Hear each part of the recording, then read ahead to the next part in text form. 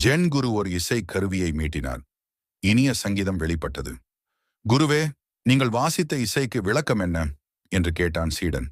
குரு ஒரு வார்த்தை கூட பேசவில்லை.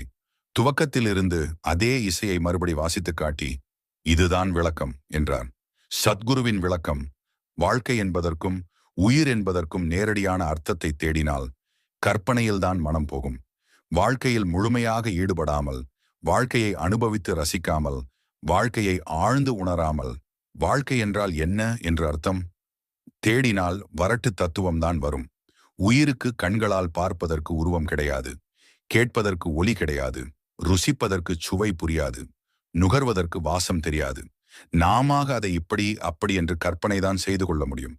உயிரை உணர வேண்டும் என்றால் அதனுடன் ஈடுபாடாக இருக்க வேண்டும். இசையும் அப்படித்தான்.